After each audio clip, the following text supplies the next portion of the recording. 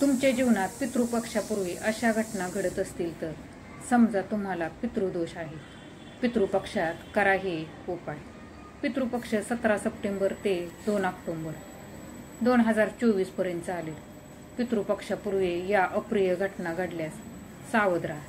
हे पितृदोषाचे कारण आहे, चला त्याबद्दल जाणून घेऊया। नंबर 1, पितृदोष हा शास्त्रामध्ये अत्यंत घातक मानला गेला आहे। त्याचे वाईट परिणाम कुटुंबातील अनेक पिढ्यांना हानी पोहोचवतात। असे म्हणतात की कठोर परिश्रम आणि प्रामाणिकपणा असूनही कामात वारंवार व्यत्यय आणि अपयश येते, हे पितृदोषाचे लक्षण आहे।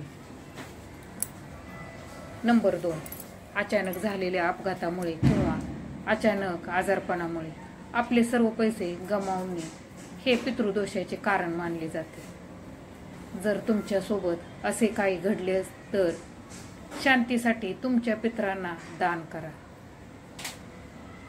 नंबर 3, घरामध्ये वाद होणे सामान्य आहे, परंतु पितृपक्षापूर्वी पती पत्नी किंवा कुटुंबातील सदस्यांमध्ये वाद उद्भवल्यास ते शुभ मानले जात नाही।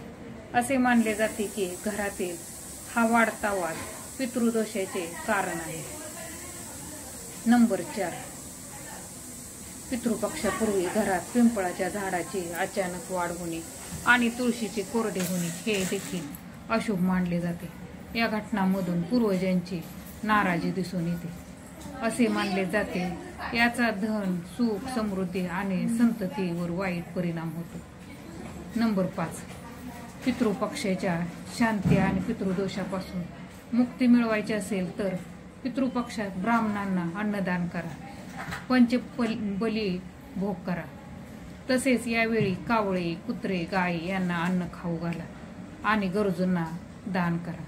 नंबर 6, पितृपक्षाच्या शांती आणि पितृदोषापासून मुक्ती मिळवायची असेल तर पितृपक्षात ब्राह्मणांना अन्नदान करा, पंचबली भोग करा।